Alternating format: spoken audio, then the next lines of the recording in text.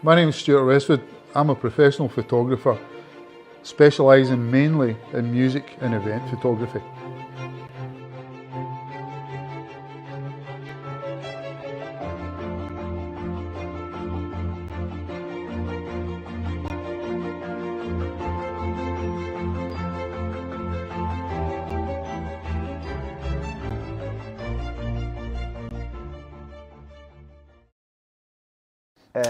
How did you begin starting on photography in general and then moving on to music? The first camera I ever had was a camera I bought at a jumble sale, or a bazaar as it used to be called.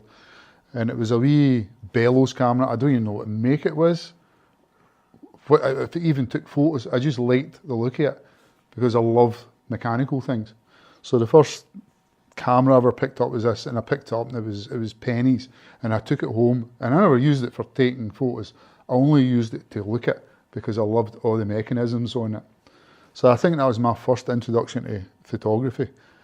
After that, it was the usual 70s Polaroid type stuff, where you get the big row of flashes. I think there was about 5 or 6 on it, and you stuck it in the top of the camera and it would turn around, click, tsh, boom, turn around, click, boom, tsh, and then the photos would jump out the bottom, and they were always crap anyway, you know. So you ever look at these photos, everybody's got a big box of photos, and if you ever look at them, they're always terrible. But I think that's just the photographer, me now, looking back technically. At the time we all thought this was great, you were getting an instant picture. For then, I think we've all had a Sure Shot, or a wee 35mm, or a wee cartridge. I think it's a 110. The wee cartridge, you opened it up, stuck it in the back, take your pictures, threw it away to the chemist or Click Photo Point or whatever it was, and it come back, and they were always rubbish, or censored, or both, you know. Yeah, I remember the censored ones. Well, no. So I think for that, when I was working with the council at one time, they had a film DSLR that sat in the cupboard. I'm pretty sure it was a Nikon. And I remember taking that and borrowing it and thinking, this is going to be great. I'll be able to take photos with this camera, and they're brilliant. So away I went. I think I went to Peebles or something with this camera. Stuck a roll of 35mm film in it. I hadn't a clue. Didn't know what I was doing. Took pictures, come back, got them developed. They were a piece of crap because I had no settings. I didn't know what I was doing. And after that, I was like, I don't know if I'm really into this, you know. But so things went on. That was, oh God, that was about maybe 25, maybe 26 years ago. And I kind of dropped out of photography at that point until digital started coming in.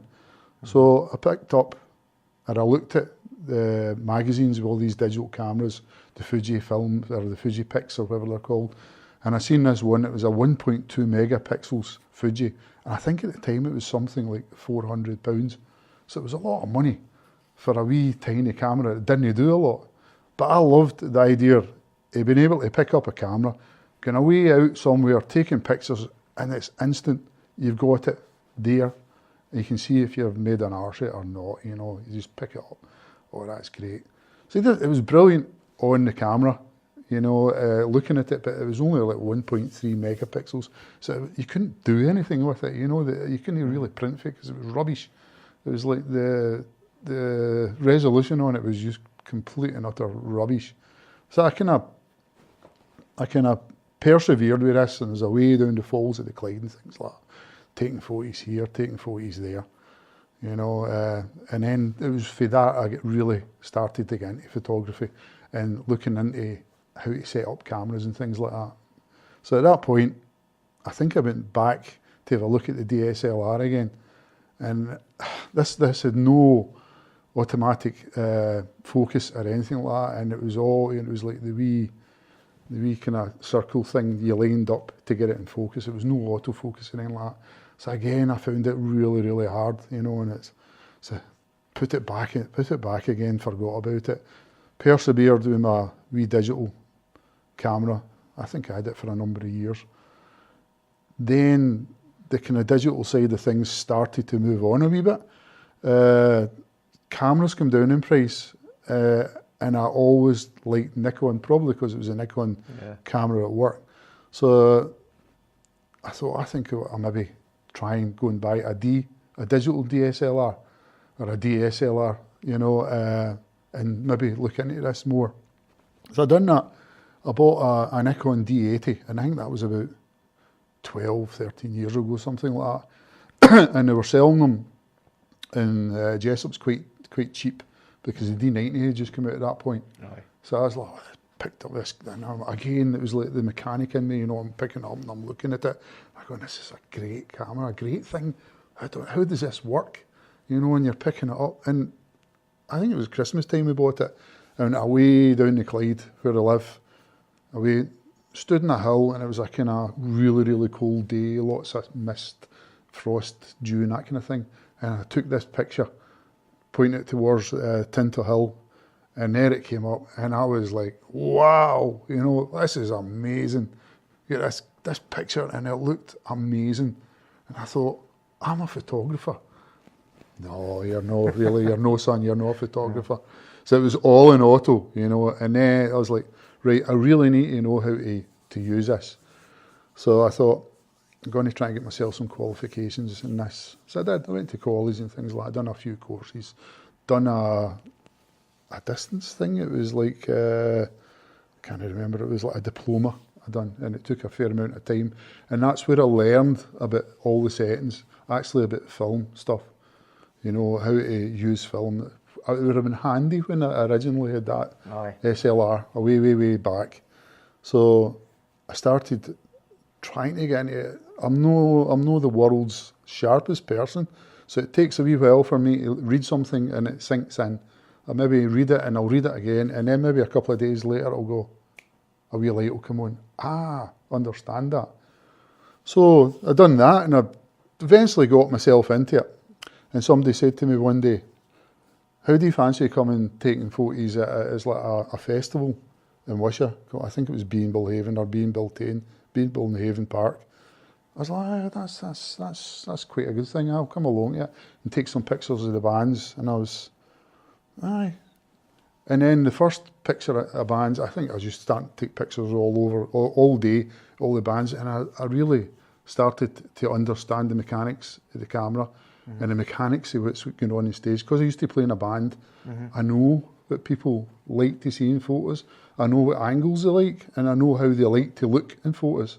So I started applying my knowledge about bands into this camera, and I found that, this is working. So by the end of the day, I was like, at night time when all the lights come on, and it was the Underground Jam, and I took a picture of them years and years ago, and you get the colours of the lights come in, and I'm colourblind, by the way.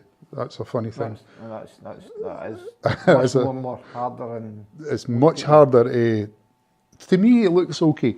Right. But when the colours come in, and I took this photo, and I was like, this is amazing. You know, you're just seeing the colours are so strong. They're not oversaturated, just nice.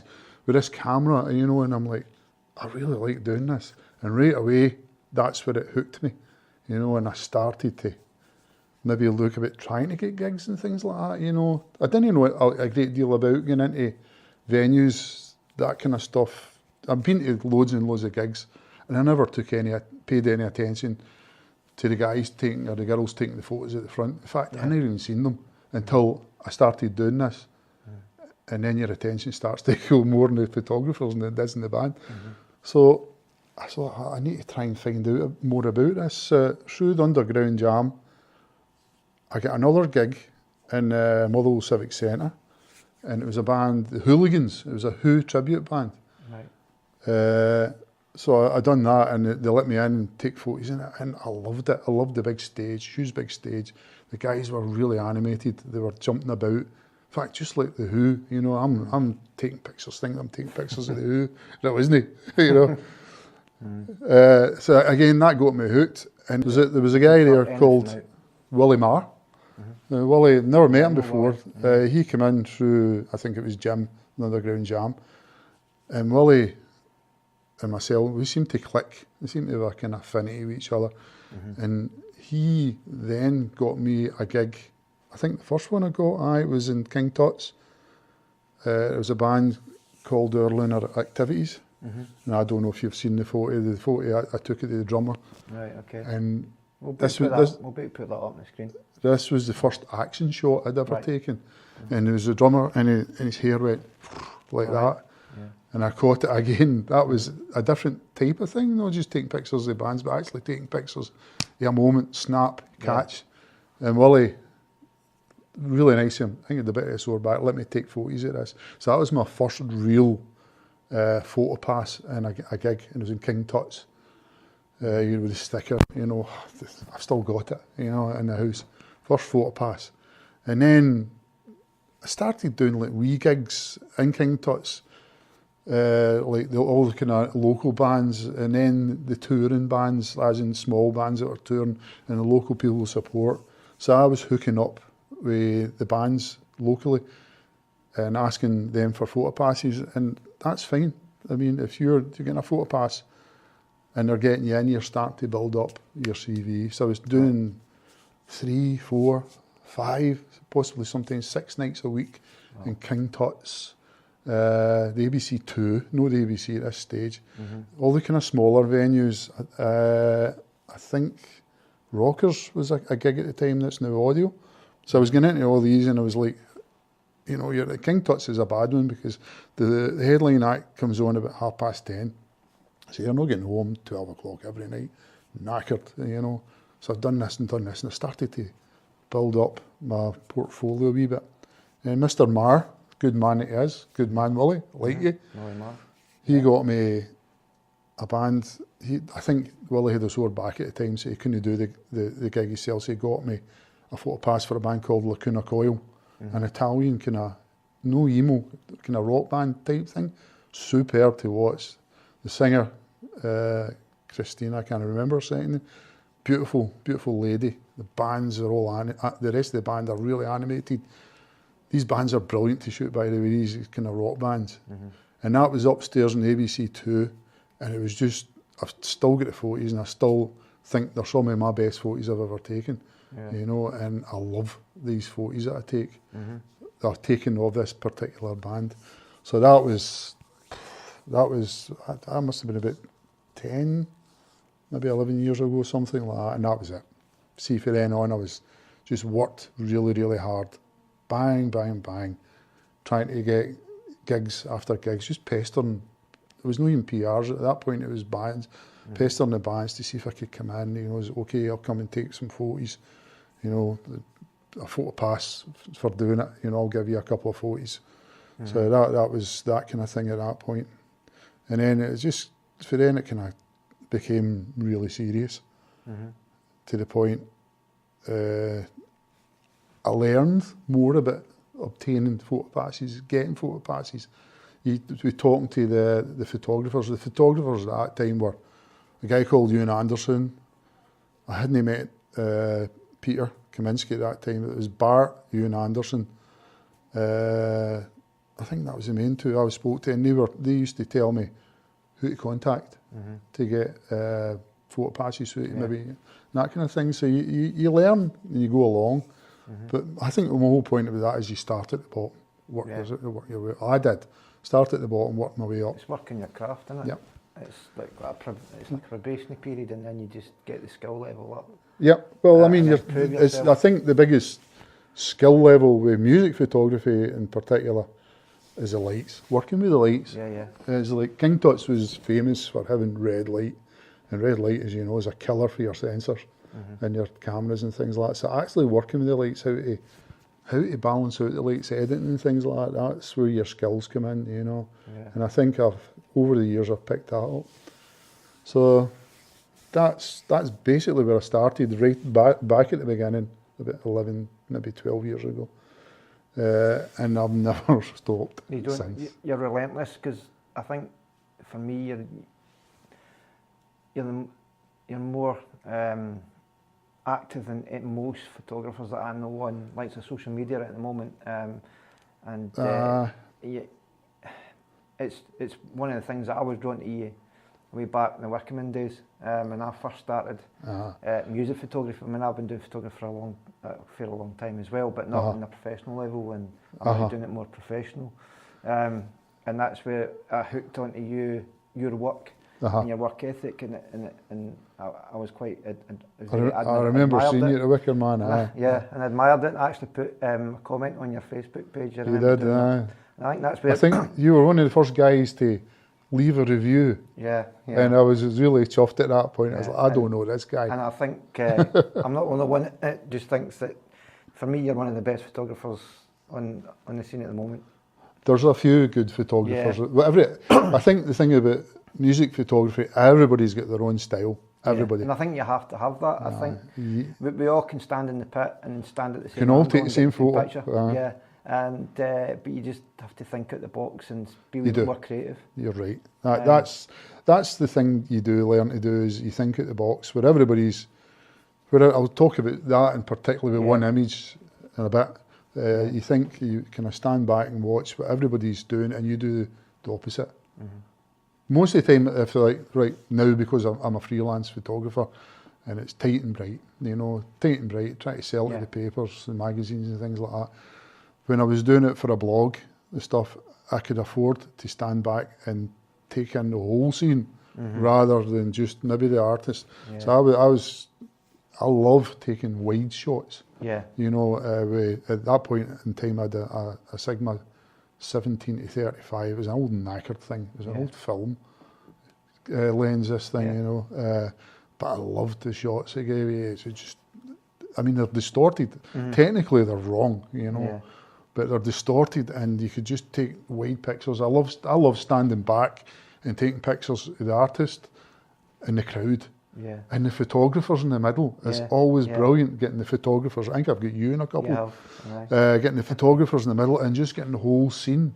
I mean, a newspaper or maybe a magazine would use it, but the newspapers are not interested in that kind of thing, It's because they're usually not well lit.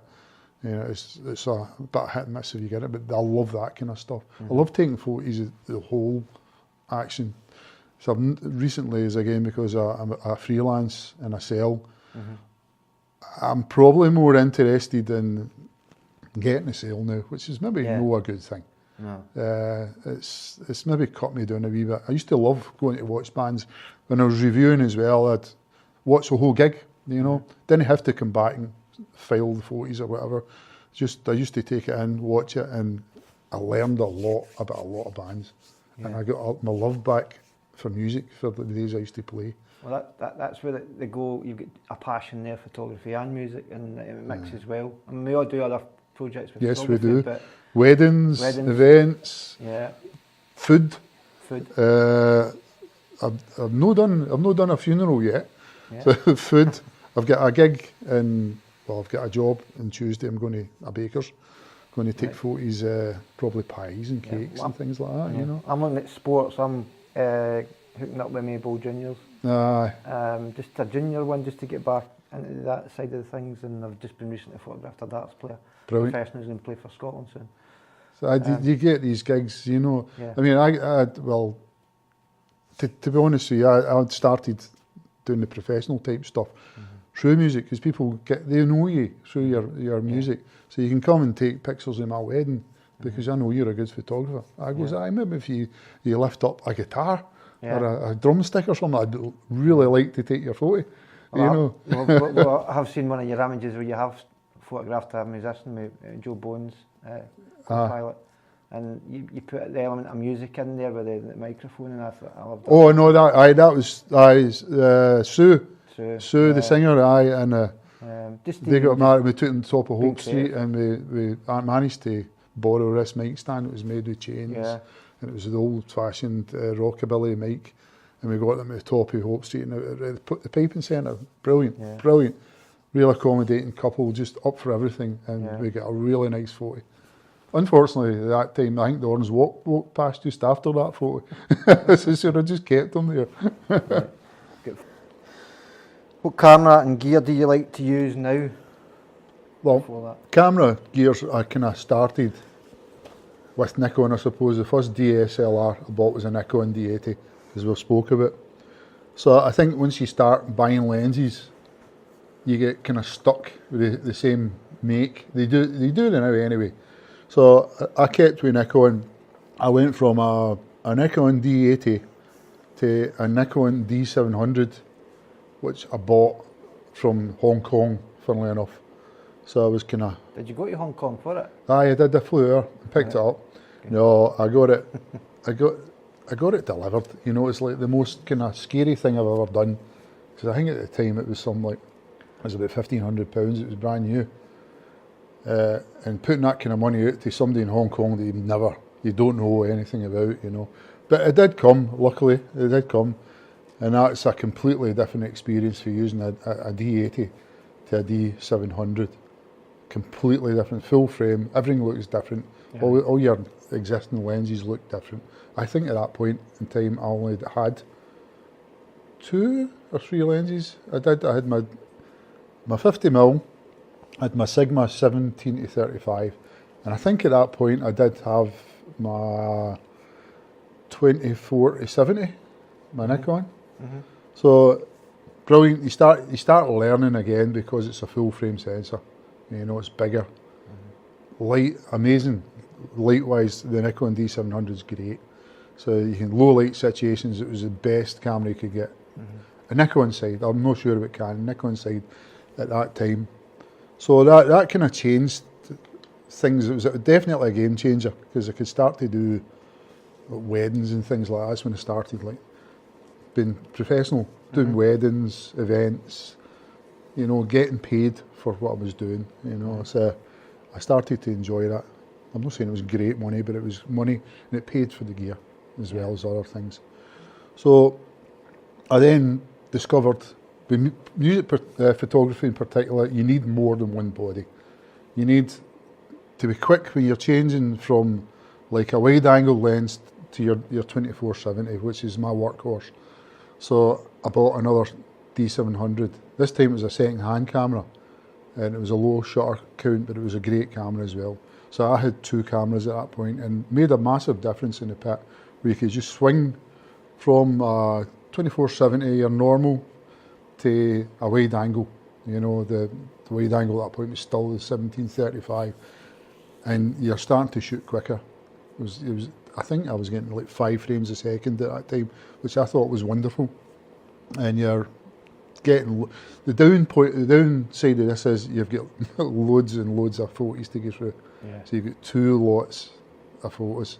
So at that point I was still trigger happy, you would call it, you know, running about, getting everything, filtering it down, you know. So brilliant. I thought this was great. So that was a few years. I just used the 2 bodies. At that point I had a Sigma 7200, which I bought, which is a great all-rounder as well, great for portrait work and things like that. Sharp as a tack, and I thought, I need a Nikon. I need to look good in the pit. Yeah. So I need a Nikon. It's like having a Porsche but putting mini tyres on it. That's what I see, anyway. Having a Porsche and putting a furry dice in it.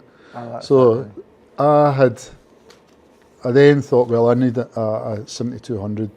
So I sold the Sigma, met a guy in Cumbernauld, funnily enough, in the car park up in the Westerwood. That's where he wanted to meet me. So I sold it up there. Great. I can't remember how much I got. I got a fair amount of money to put a deposit. So I bought a second-hand 7200. Again, it's a great camera. Brilliant camera. Great lens. Yeah. So that was me. Almost had what they call the Holy Trilogy. Yeah. I had the 24-70 and I had the 7200. I had 2 Nikon bodies. I thought it was the bee's knees now. I thought this is great, you know.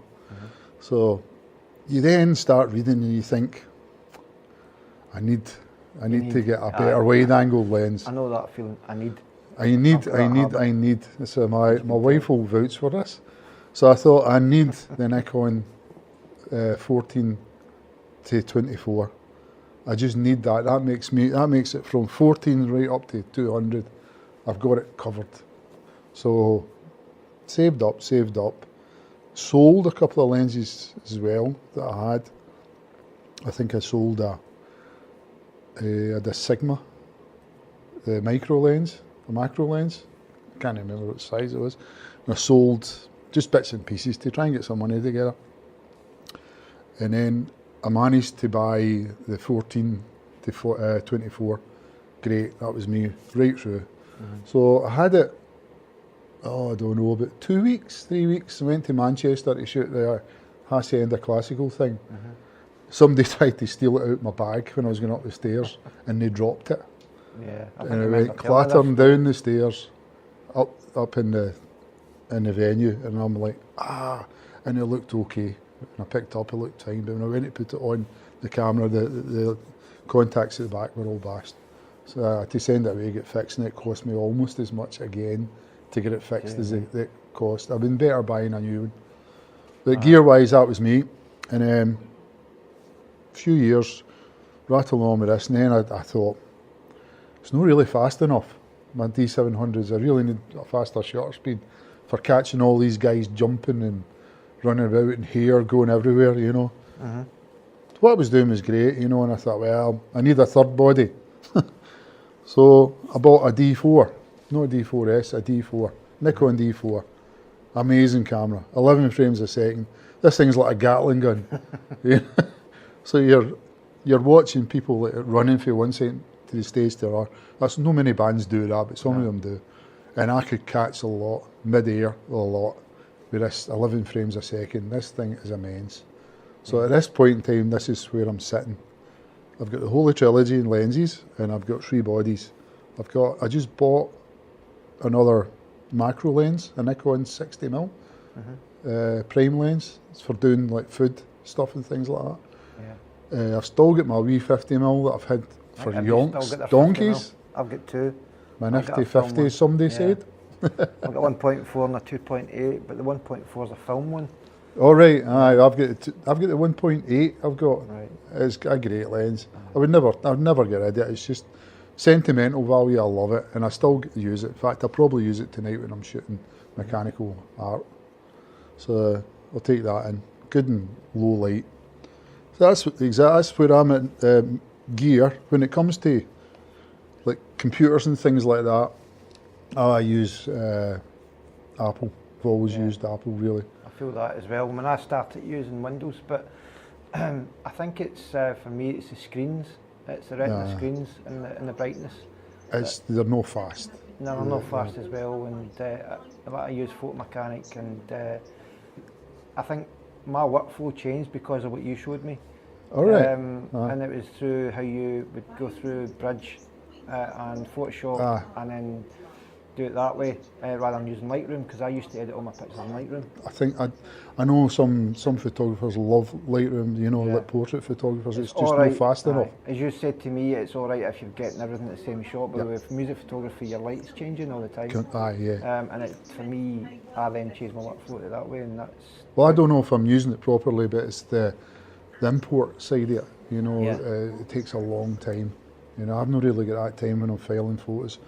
So my workflow now involves Photo Mechanic. I used to use Bridge, but I don't anymore. So I use Photo Mechanic because it's a lot quicker. You can show the photos individual, and then you can edit it into the RAW editor in Photoshop, and from there I'll take it in to Photoshop, maybe a wee bit of brighten, I don't know, sharpen it up, and that's probably about all I do. I think that's all I do as well, and then obviously we did that at the festivals, and that's where. Well, you know, we were sitting at the festivals the days with sore hands. Or sore eyes. Sore hands, trying to get stuff filed before the next band comes on, you know. And then before, especially when some festivals are worse than others, and then you're getting shouted to go to another one, or you just start hearing the band going, and you just pulling out your memory card for the computer and running. It becomes an art. It's like a black art. You start being far more, not critical, but when you're picking the photos, I'll just tear through them, and I'll see the ones I know when I've taken a good photo, and I know when I've taken the photo that I'm going to use. I'll maybe send 15 up for each band, so I know what I'm going to use. Probably by the time I get back, and the time I've taken them, and the time I get back to the tent to file them, I know what ones I'm after. I'll always know when I've taken a good photo, because I laugh. I mean, again, when we're going through the images, I'll explain that, you know. But I get away. My wife, Cathy, will vouch for this. I came out one night. I think it was White Snake, in SECC, and I just knew I had taken a belter. Yeah. Because the guy, Doug Aldrich, came over to me. Again, I'm standing away, I'm standing watching what's going on. Everybody else is down, snapping Dave Coverdale, you know, bang, bang, bang, bang, and I'm standing back, and Doug Aldrich came over to me, and he just posed right in front of me. He knew exactly what he was doing, and I caught it, and I was like, and I came out a big daft grin on my face because I knew I'd got that. I think that's what it's all about. It's just, you could take a number of shots all that night, and if you know you've got one, Yep. maybe two at the best, and that's all you need. That's it, exactly it. Well, that's all you're after. That's It's, the you're always chasing the I shot. think that's Chase for the me, shot. For me, when we went to see, we photographed Reef last year, Aye. and then you've actually took a photo of me Take a photo. capturing it. I'll put that up on the screen, and I actually love that, and I've actually got that with another picture I mentioned to you. I've kind of created a kind of bit of artwork with it. No, I didn't do very well that night. I think that was my best shot. But I remember coming away from saying that to you. I wasn't sure if I'd got it, and then I went back and I checked it. I had got it. I got 3 of them. It's good when you get a good film when you do that. And Definitely. especially music photography. I like the likes of weddings and events. Events can be good for that. You know, I do a lot of kind of stuff for the Prince and Princess of Wales hospice, and they do Bubble Rush, and it's a knockout, and it's always outside, and it's always really sunny. So you can put your shutter speed really fast, and you get some terrific shots. Yeah. The people in mid-air with snotters coming out, you know, foam and things like that. It's just amazing. Yeah. I love doing that kind of thing, but it's hard work, you know. Yeah. But, that's the event side. I got you to choose 5 images, and the reason I'd asked that, and it is pretty hard, I'm sure, to pick 5 images, but it's images with stories behind them as well, and that's the main process of music behind the lens. Do you want to start talking about choosing your first image? Yeah, my first image here is Ricky Wilson for the Kaiser Chiefs. I think this was the first time I shot them at the Barrowlands, the iconic Barrowlands with the ceiling. Everybody tries to get the ceiling. And I was so busy. I mean, he's very animated, Ricky Wilson. He's all over the place. He's up on top of the amps and everything. So I'm standing and he's swinging this mic stand round about, and he does it quite a lot. And I'm using a wide angle lens. This is the 17 to 35 mil. This was Sigma lens I used for this. And I didn't realise how close I was to him. Public liability insurance. Well, I didn't then. I do now. And the mic stand was probably about 1.5 inches away from the camera, because when you're doing wide angles, you don't know how close you are, you know. And the photographer next to me, I can't remember who it was, he was telling me how close it was, you know. And again, I knew I'd got this image because I seen it happening, you know. It's good to take risks, I would say.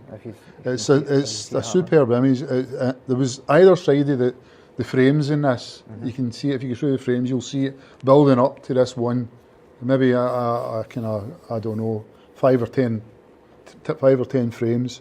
And I knew who'd taken this, and it was just finding it. And it's actually between this and the one next to it was slightly different, but the drummer in the background in this was better. Right. You know, and that's what I didn't, not just him, but the background. I'm looking at it as a full image. And the drummer, his face, it was a belter. Sorry, just getting rid of that wee message. I will get that. So that image there has been around. Quite a lot of people used it. When I took that, I was doing blog stuff, so I never really got paid for it. So the blog stuff was for Live and Die Music. It was either Live and Die or music or Gig Ape. Now, when I started freelancing, I uploaded quite a lot of stuff to the agency, and I've seen this being used a few times, you know. So I've been paid somewhere down the line, but initially when I done it, it was done as a blog. So Ricky Wilson picked it up on Twitter and used it. So as soon as I don't use Instagram, but in Twitter, as soon as you get a band picking up one of your images, and if they share it, it goes mad, as you know. You start to get thousands and thousands of views on it, comments and things like that. But it gets nicked a lot with the kind of fan sites. You get a lot of fan sites, they'll nick it, but there's nothing you can do about that. Nothing I can do about that. It's just fans. They're not doing anything with it. So it's been around that image. That's quite an old image. Great image. I think it was 2013, 14, something like that, maybe even before that. Yeah. I'd need to check, but I love that image, and I've been trying to emulate it ever since. I've got so many images of Ricky Wilson, state him off drums, jumping up in the middle of the air. I actually got one of them on the balcony in the Usher Hall. Yeah, the Usher Hall. That one. That was nicked, that one, because it was outside the three images, and I just lifted my camera and snapped it. But he was up on the balcony, and there was a guy hanging on his pants and his belt to make sure he wasn't going to fall over. It's just amazing. Yeah. And the people's face round about as well make the picture. I think that the first time I photographed him was at Party at the Palace when I was with you. And when it came out, and then since then it was at Let's Rock last year. And not Let's Rock, Sunday Sessions. The Sunday Sessions. Which is unfortunately not on this year. No. It's just Let's Rock. I've contacted them, which is a shame. But everybody loves shooting Ricky Wilson, you know. Yeah. Frontman. He's a nice. Comes across a nice lad. I remember when we were in the press tent, he came in for the interview. That's and right, and he's looking at your photos. He's looking at my photos, and I'm like, and he kept looking round at it. He's good to photograph. Yeah. Done him loads of times now. I mean, never get tired of it. It's the same with that shot there. Barrowlands at the time did their old pit then. And you talk about the pit. The old pit, and that's even worse because I think now that it's a lot wider, you are more closer. I mean, it feels close at the moment, the new pit. But well, you were right. I was right at his feet. I remember the old one as well. His shoes as well. There, like the company got in touch with me. It makes his shoes even better. Eh? So, the old pit was made up of scaffolding. Right. Bits of scaffolding and things like that, said the lugs in it and things like that. It was notorious for doing your shins in and your back, because you take up and down to get in and out of it, you know. And a man of my mature age, it was hard. So the next one. Okay. All right, this is Mr. Gallagher. This was 2015. Again, another image that has been around. I don't want to be crass and talk about money, you know, but this was an agency photo, so it's been everywhere. Yeah, I've seen it. I've seen Radio X use it quite a lot. Radio X use it quite a lot. In fact, they probably use it the most. It's been used it actually got used in an article. I can't remember if it was an Irish newspaper, I'm not sure, about him and his mum and things like that. You know, it was just totally out of context. This photo getting used about an article about him and his mum. I don't think it was about Noel, it was just about him. So I was like, it's just a bit odd. Now that happens quite a lot. Your photos get used and out of context of what they are, you know. Right, this is me being lazy again. Lazy Mr. Westwood, standing at the side of the stage to actually try to keep it the way the rest of the snappers who were in the middle.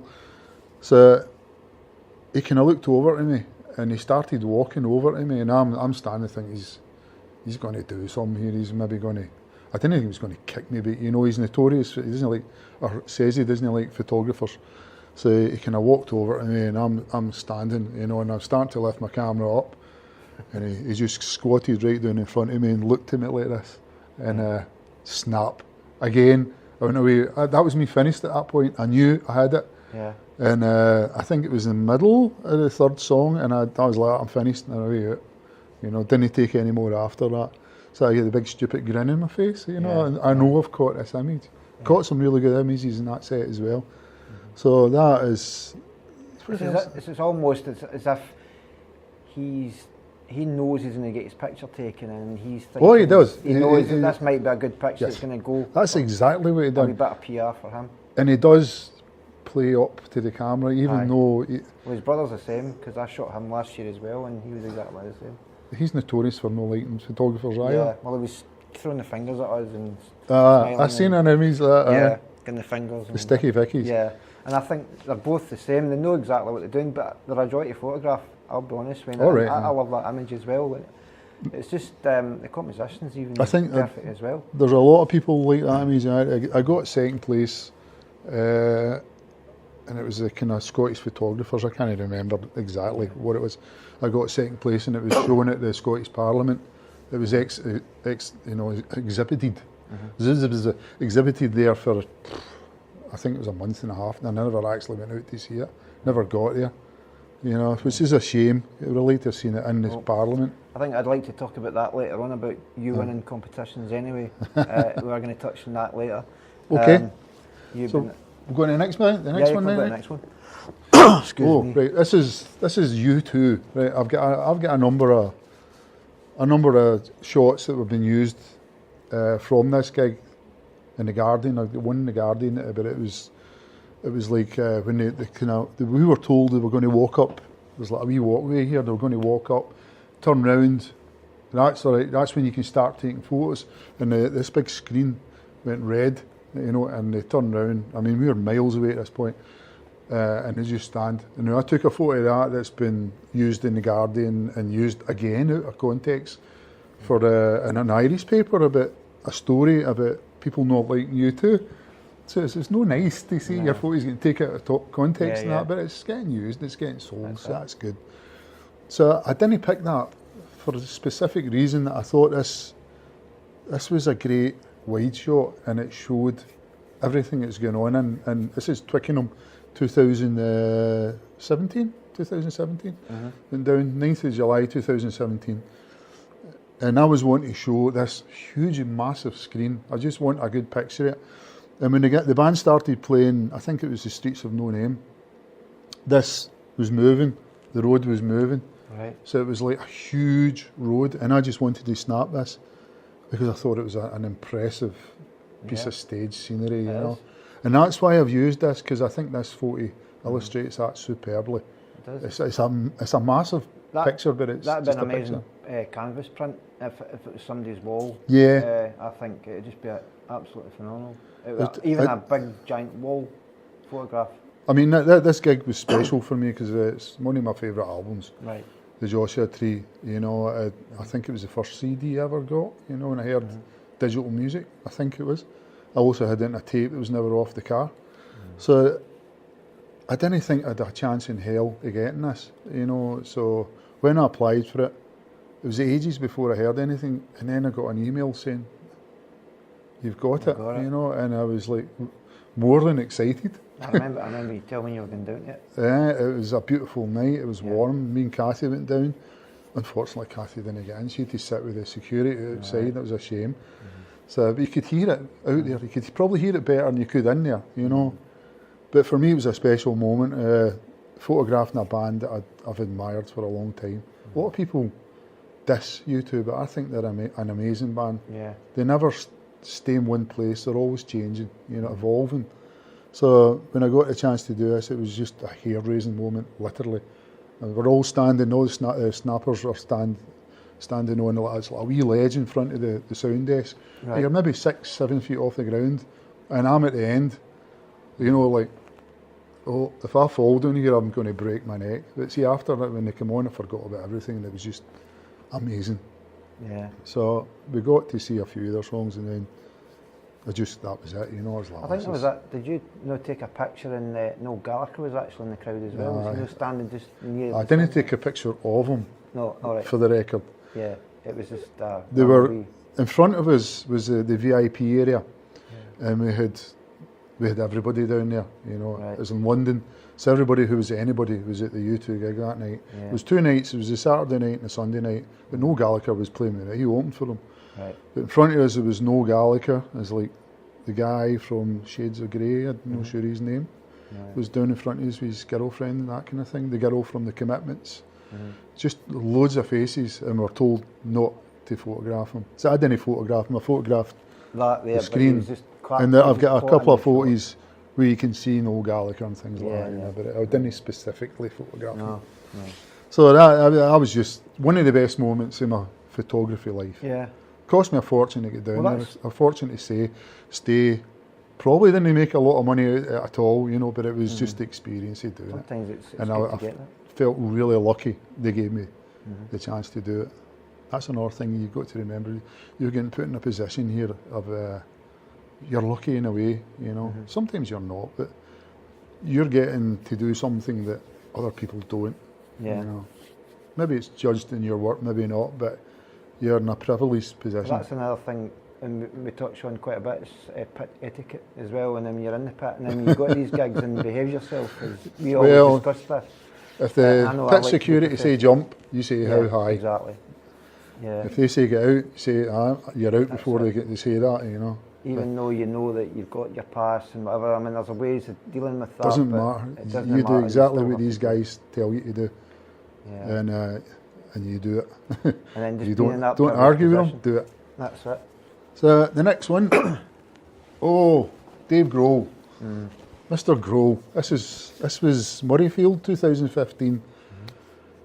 I once said, if I get the chance to shoot the Foo Fighters, I'll probably not do anything again.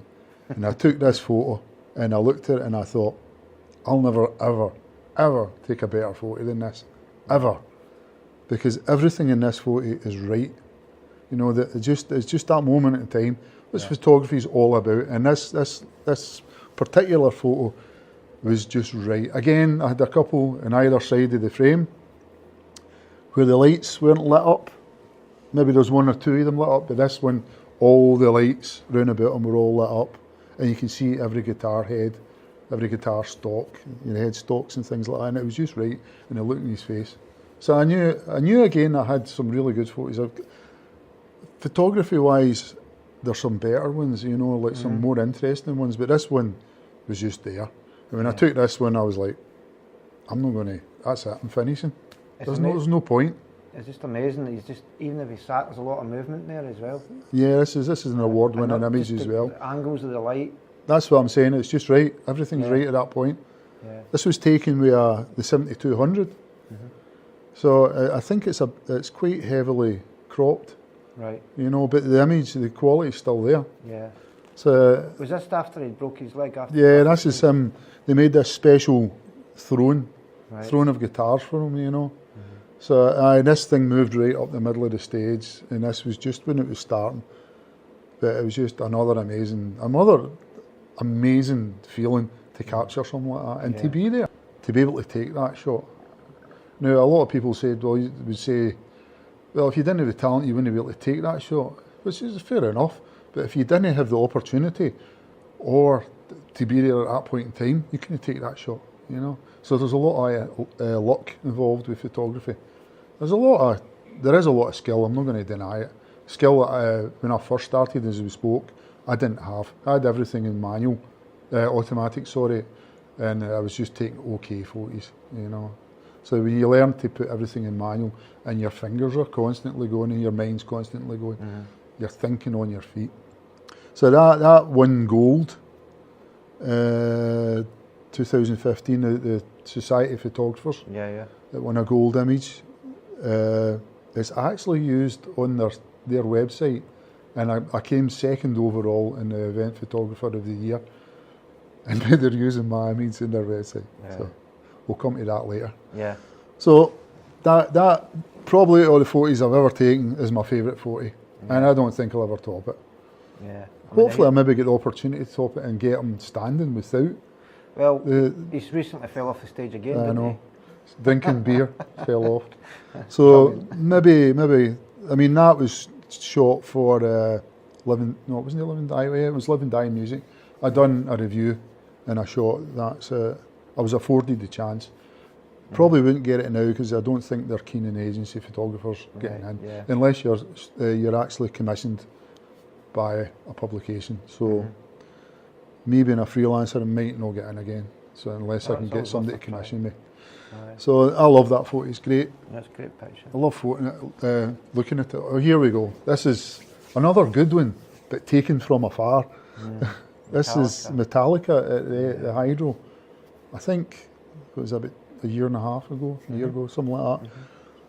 Again, I've got loads of photos of this, the kind of robot things going up and down, and James Hetfield's his name, isn't it, the singer, singing, and he's like visceral, you know, he's guttural, and he's just, you look in his face, and I started looking away from him, and I seen this man here, I'm not going to attempt his name, swinging his bass around with the string, holding the string and swinging it around, and I just caught this, you know, and out the corner of my eye I seen it happen, and I actually took this with the 7200 rather than the 500, because I'd given a fellow snapper, Mr. Callum, a loan of that while he was doing this, Right. So again, it's kind of heavily cropped, but it's sharp, and you can actually see the bass strings and the things like that. And I think it's just a belter.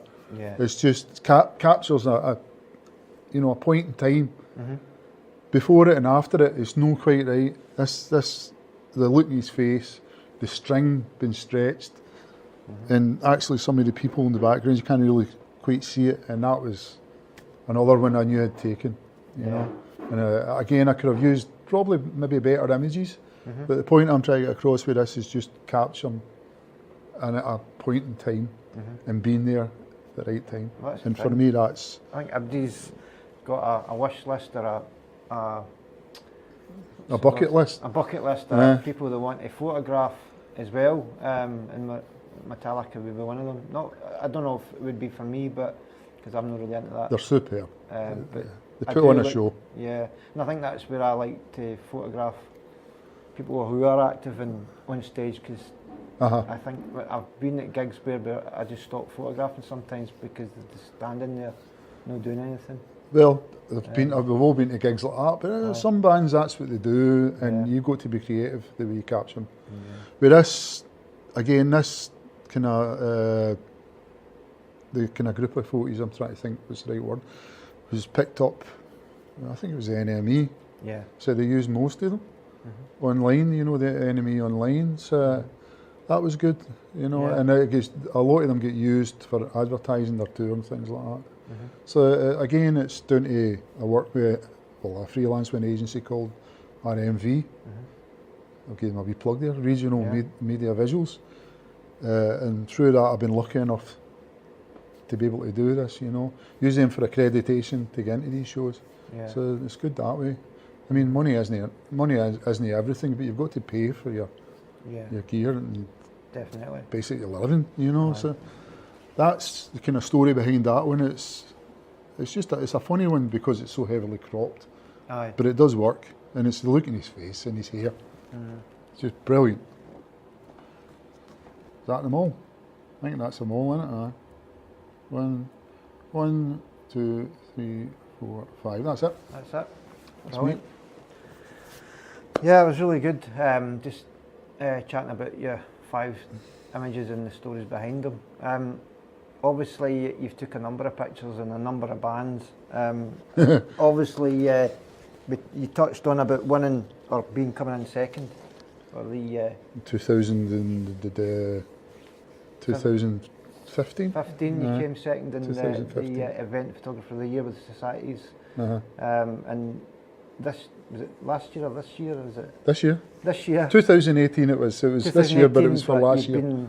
Right. So you've been successful in becoming the winner overall. Yeah. No, I wasn't the overall. It was in my category. It was the Society's Event Photographer of the Year, 2018, which completely came out of the blue. If I'm honest, wasn't expecting it, but it actually came from an image I took of Imagine Dragons at the Hydro. I'm sure you put it up. It's there, I'll show it to everyone. Which was a highly commended image, and it got upgraded to a gold image, which means that you automatically go forward to the process at the end of the year. You know, you get put forward, nominated. So I thought, well, maybe get a second and a third or something like that. And we went down to London. It was January, beginning of January, 13th of January, something, I can't remember. Went down to London, and I wasn't in any imagination at all of winning, you know. So we were sitting at the awards dinner, and there was all these people getting their awards and things like that. And came to the events, it was like heart going, no chance. And I thought, this year they'd done something different. They started awarding people third and second on the stage, so you were going up to get your certificates on the stage. So I thought, maybe I've got a third or a second, I'm not sure. So the third came out, and then the second came out, and I was like, well, I'll just enjoy my beer while I'm here.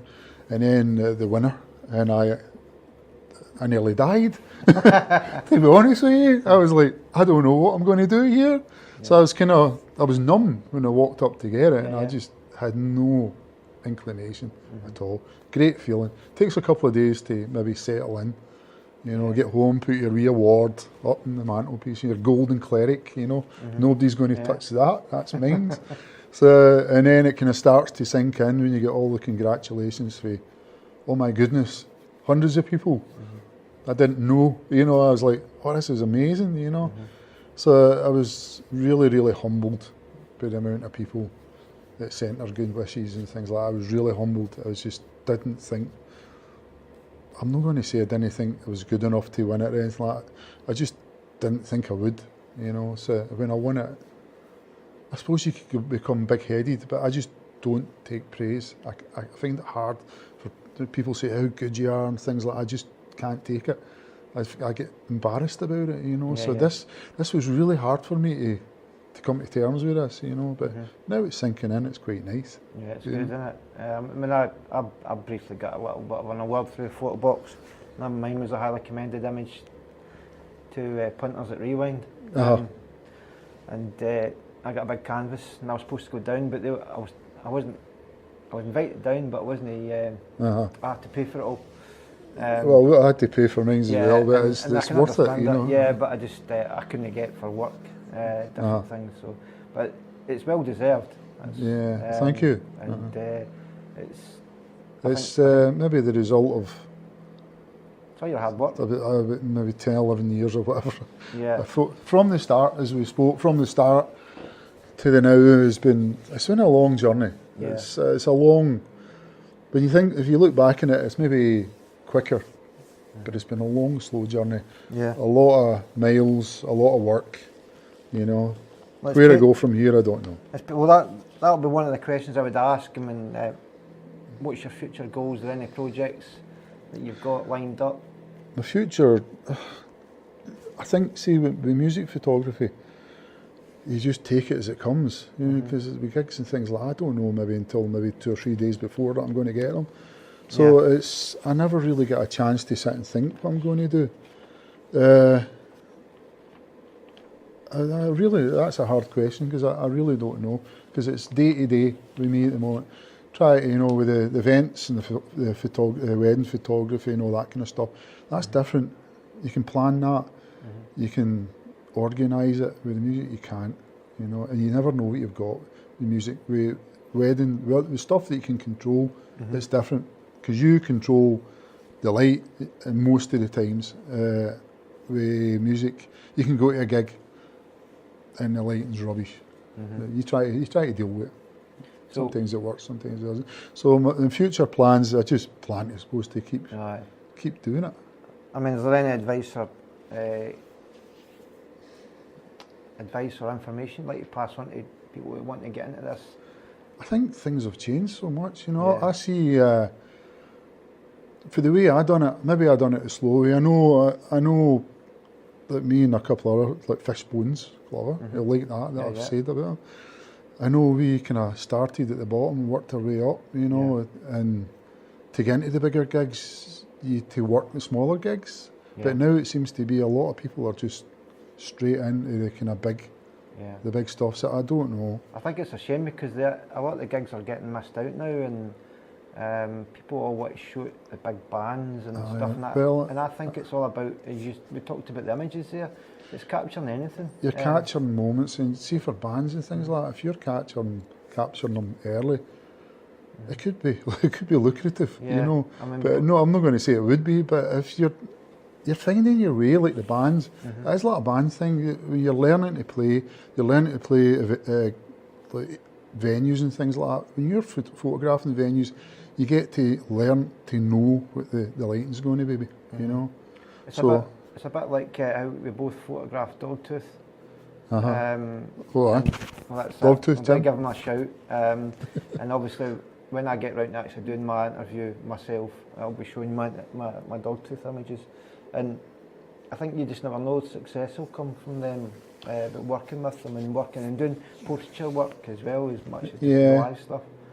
I mean, you're with kind of younger bands and that, you think about it, you're doing them a service as well, because you're exposing them, no literally, but you're exposing them, you're giving them good quality images to put out. So it works both ways. Yeah. But any advice I would give, if it was like for people starting, But as again, I think it's changed a bit now. Start at the bottom, work your way up, learn the light, learn the venues, learn the angles, learn what to take, what not to take, and don't go with the crowd. Yeah. Stand away from the crowd. Take pictures of them. You know, just get the whole gig in. It's telling the picture of the story of that night. That's it. So That's what event photography is about. Essentially, music photography is event photography. Yeah. It is an event. You're trying to document what's going on that night so that people can look back and think, oh yeah, I remember that, rather than looking back and seeing a picture of a singer or a picture of a guitarist just standing. You know, you need to look at the bigger picture and get more into it. That's what I was told once. Think what's going on. Yeah. I mean, it's all about the music and the photography. What kind of music do you prefer to shoot, or is it just what bands do you like, or music you like? There's a difference here because there's music I like, and there's bands I like to shoot. Right. Yeah. You know, and there is a distinct difference. You know, sometimes the two of them meet and it's great. Temperance Movement are a band that I love. I can't get enough of them. They just don't play enough. Their music's great, and I think it's Phil Campbell, the singer. I'm not sure. He's a brilliant frontman, and he's great to shoot. You know, and that's where the two come together, and you do get the tingling. Music I like, Frank Turner. Actually, I've got kind of wide varied stuff. Music I like to shoot. There was a band a couple of weeks ago called Avatar. Never heard of them. I went to shoot them at the garage, and they were amazing. Now that's different for me liking their music and me watching what these guys are doing. If you can get that picture of the guy in Avatar, show that one. That's what the guys come on with throwing and things like that. Now that's amazing to shoot. Not necessarily into their music, but the difference is there, you know. Yeah. So there is, for me, there's a slight difference. Sometimes a huge difference. Sometimes I just get into the pit, earplugs in, I'll shoot what's in front of me, and I'll go, and I'll not think about it, you know. So, Kenny Rogers. Kenny Rogers is one, you know. Cliff Richard. Shot him. Cliff Richard was surprisingly good. Another one I shot in the concert hall, I can't even think his name. Tony Bennett, an 80-year-old or 79-year-old at the time, in the Royal Concert Hall was amazing. Now, I never ever thought I'd say that. And that's where he wasn't great to shoot, you know, but his music is amazing. And if you could hear a photo, that's where the difference would be. He's good. Tony Bennett. And I think that image would sell as well. I'm not going to say why, but if anything happens to him, but you get what I'm saying. Well, that's the thing, but that's still the whole point of taking photographs. Well, you're capturing a point in time. I mean, these people do leave the earth and move on. It's easier now to take photos than it used to be because everybody's got a mobile phone. Well, that's the thing. I mean, do you use your mobile phone at any point, or is it just really to capture? No, never. My mobile phone is rubbish, but I would never use it anyway. I mean, it's just I'm too technical. I can't just take a photo and think about it. Think about it. You know, some people can take a photo and that's great. Yeah, you see gigs. You know, photos everywhere. You know, cameras everywhere. See, when I take a photo, I've got to think about it. Yeah. Well, I'm the same. I can't just take a photo and that's it. It's just a snap. You know. I've seen me standing and watching, and it's funny because Rewind last year, there's a picture of Bob Geldof that the festival photographers took on stage, and you actually see me in it, and you see me watching what he's doing before I take a picture. But you've got to be observant, you know. But, I would never use a mobile, but that's not to say it's not a good thing. But how many people take photos in their mobile and print them or things like that? You know? Many people print photos now, you know. Some of them are 12 megapixels now. But they never used to be. I think it was 6. I know, but it's the glass in front of it. Not to get too technical, the glass in front of the camera is what makes the photos.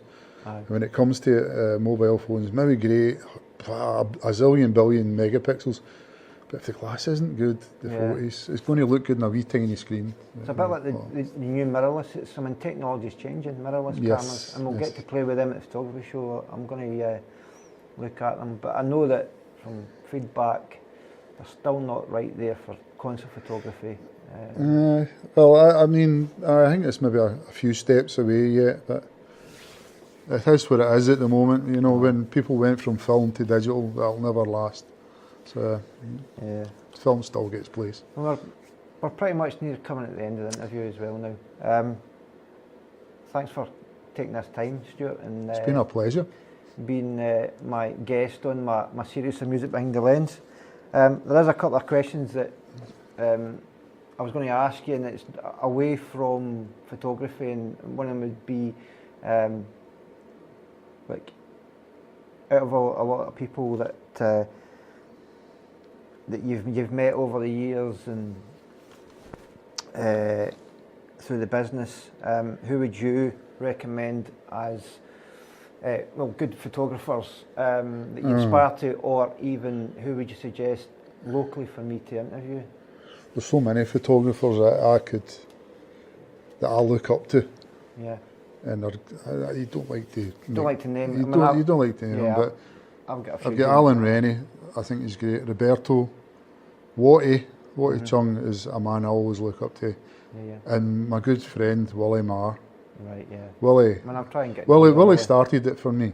Really, the music stuff. You know, he's a man, and he's always been there to help me. He's lent me gear. He's given me advice. You know, so. I seen Willie at the Rewind last year, and the talking about Bob Geldof, and as soon as he came on stage, he was doing cartwheels, jumping over fences to get to the pit. He's quite, Willie's interesting. he's going to hate me for this, but as I say, Alan Rennie, Robert, there's so many, you know. I know. And you don't want to leave any out, you know. Well, that's the thing. That's what I'm finding, that I want to try and get the locals and the local bands photographers and the ones that's actively in the Scottish circuit. I mean, I will look at expanding, going UK wide, but and there is bigger names out there, but you could maybe say to Peter Kaminski. Yeah. Peter's a serious snapper. He's a good photographer. Again, I've learned a lot from Peter. Right. He's a good man. But he's English, so he maybe not be able to do that. Well, no, it doesn't. If he's working the scene up it's here. Scottish-based photography. Yeah, I know. So it doesn't They'll really like me for matter. saying that. I would find it quite hard. There's a few I've just mentioned, but I find it quite hard just to pin down any. And I'll probably go away for this interview thinking, wish I'd said that. I should have said him, you know. It's okay. You can or always her. text me and I'll put it in text at the bottom. Yeah. Say you forgot to say that. I just put it in the footnotes. Well, again, thanks for having this interview with me. It's been good. How you been feeling being on the other side of the camera? You get used to it.